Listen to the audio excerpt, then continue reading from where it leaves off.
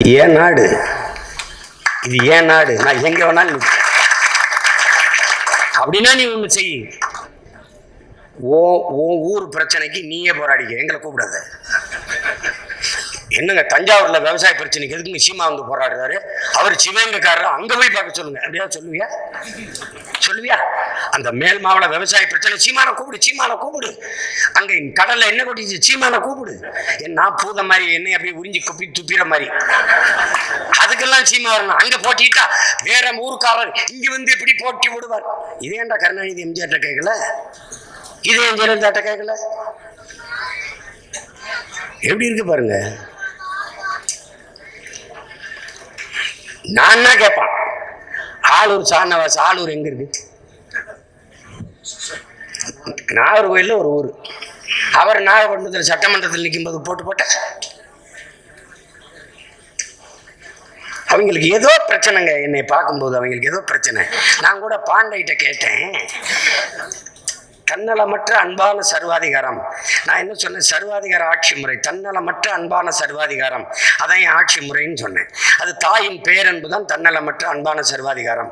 அதற்கு உதாரணமாக Lee Kuan you, பெருந்தலைவர் காமராஜ், இதில் உதாரணம் சொல்லி பேசுறேன். அவர் பாண்டே சொல்றாரு, அண்ணே நீங்கள் சொல்றது சரிதானே, அருமைனே, லீ குவான் எனக்கு ரொம்ப பிடிக்கும்னே அப்படின்னு இதை பேசுறாரு.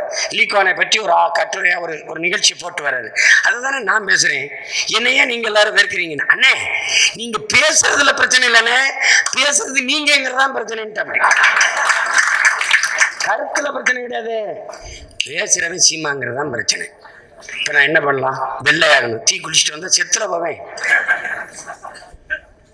என்னதான் தீ குளிச்சுட்டு வந்துட்டு மீசைய நல்லா எடுத்துட்டு பூணூலை போட்டாலும் நான் அப்படித்தான் இருப்பேன்.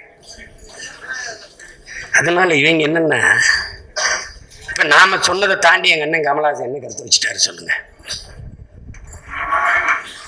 ஏன் அவர் ஓட்டு போட்டாங்க? வெள்ளையா இருக்காரு, அது ஒரு நோய்.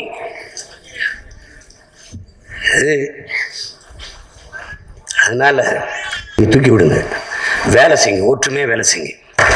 உங்களுக்கு பலமுறை அண்ணன் சொல்லியிருக்கிறேன், நாம் பொறுக்கு விதை மரபினர்கள். தோட்டம் முழுக்க கத்திரிக்காய் இருக்கும், தோட்டம் முழுக்க வெண்டைக்காய் போட்டிருப்போம், வெண்டைக்காய் தோட்டம் முழுக்க நாங்கள் முருங்கை செடி வளர்ப்போம்.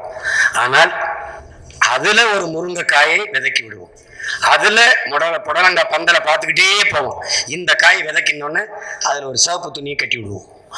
அப்ப பார்ப்போம் கத்திரிக்காய் இது விதைக்கணும்னு அந்த காம்புல கட்டி விடுவோம். எது வீரியமாக, எது பார்க்க நன்றாக இருக்கோ, இது நல்லா வருது, வீரியமான விதையா இருக்குன்னா அதை விதைக்கி வைப்போம். இப்ப நீங்க கிடா சண்டை எதுக்கு விடுறா நம்ம முன்னோர்கள் நினைக்கிறீங்க? பொழுதுபோக்கு இல்லை என் உடன் பிறந்தவர்களே. கிடாயம் மோத விட்டு அதுல வெல்லுகிற கிடா எதுவோ அதை இனப்பெருக்கத்துக்கு வைத்துக் கொள்ளுவான். தோத்த கிடாயை வெட்டி கறியாக்கிட்டு போயிடுவான். சேவல் சண்டை எதுக்கு? அதுவும் நாட் என்டர்டைன்மெண்ட். அவன் மோத விடுவான் சேவலையும். வென்ற சேவல் இனப்பெருக்கத்துக்கு இருப்பான், தோற்ற சேவல் அரை மணி நேரத்தில் அடுப்புல கொதிப்பான். இதுதான் நடக்கும். இது காரணம் என்ன? Survival of fittest. தகுதி உள்ளவை தப்பி பிழைக்கும், டார்வினுடைய தத்துவம். இது ஆட்டுல இல்ல, மாட்டுல இல்ல, நாயில, நரியில இல்ல, புல்லுல இல்ல, பூண்டுல இல்ல, பூச்சியில இல்ல, வண்டுல இல்ல, மனிதர்ல இருக்கு. தகுதி உள்ளவன் தப்பி பிழைப்பான். இதுதான் தத்துவம். இதை என் தலைவன் வேற வடிவில் சொல்வான், வல்லவன் வெல்வான், தொல்பவன் வெல்வான். இதுதான் கோட்பாடு. அப்ப தகுதி உள்ளவன் வெல்வான்.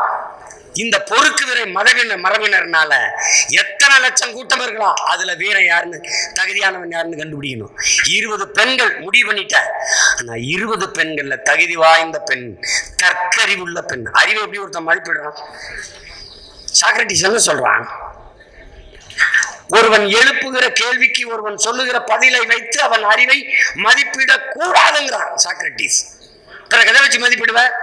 ஒருவன் எழுப்புகிற கேள்விக்கு இன்னும் ஒரு கேள்வியவே பதிலாக எவன் தருகிறானோ அதை வச்சு தான் அவன் அறிவை மதிப்பிடணுங்கிறான்.